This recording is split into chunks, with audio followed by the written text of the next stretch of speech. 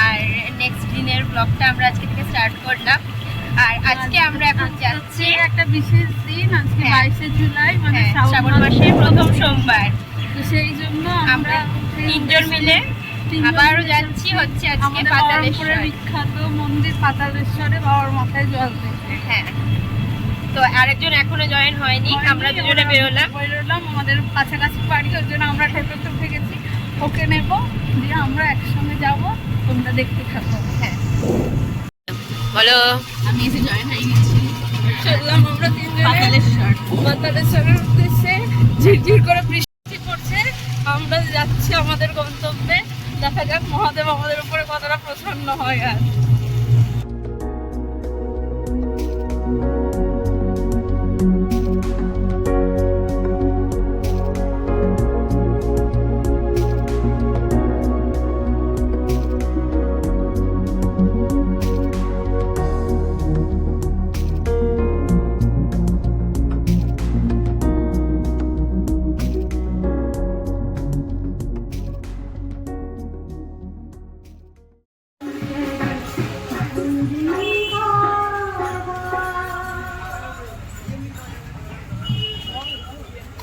তো আমরা এখন পৌঁছে গিয়েছি পাতালেশ্বরে।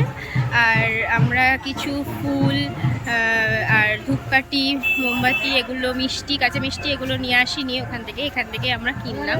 কিনে টিনে এখন ঢুকলাম ভেতরে। তো দেখি এখন লাইন কতটা কি হয়েছে না হয়েছে, লাইনে দাঁড়াই। বাসছে এখন সকাল 7:30, আর ঠিক এই সময় পৌঁছে গেলাম আমরা তিনজনে পাতালেশ্বর মন্দিরে। সকাল সকাল এখানে আসার পরে এখানকার পরিবেশটা দেখে সত্যি আমাদের তিনজনেরই মনটা কিন্তু ভীষণ ভালো হয়ে গেল। তবে আর একটা কথা, বাইরে থেকে দেখে যতটাই ফাঁকা মনে হচ্ছে, ভেতরে কিন্তু ঠিক ততটাই ভিড় আছে। আর পুজো দেওয়ারও একটা ব্যাপার রয়েছে, তো যার জন্যই ভেতরে গিয়ে ভিডিও করার রিস্কটা আজকে আমরা কেউই আর নিচ্ছি না। তবে পরবর্তী দিনে ফাঁকা একটা সময়ে এসে ভেতরে গিয়ে ভিডিও করে সমস্তটা তোমাদের সাথে শেয়ার করার আমরা অবশ্যই চেষ্টা করব।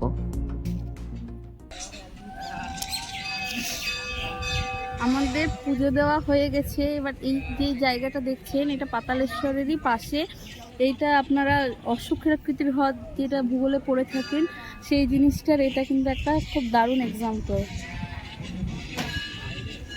এবং এখানকার যে পরিবেশ, সেটা এত শান্ত, এত স্নিগ্ধ, যে কারোর মন এসে ঠান্ডা হয়ে যাবে।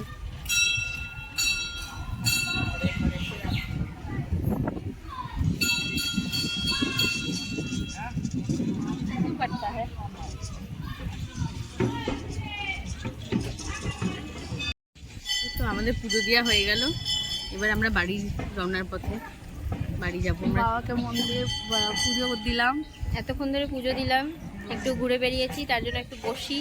হ্যাঁ, বসে তারপরে আবার যাওয়ার সময়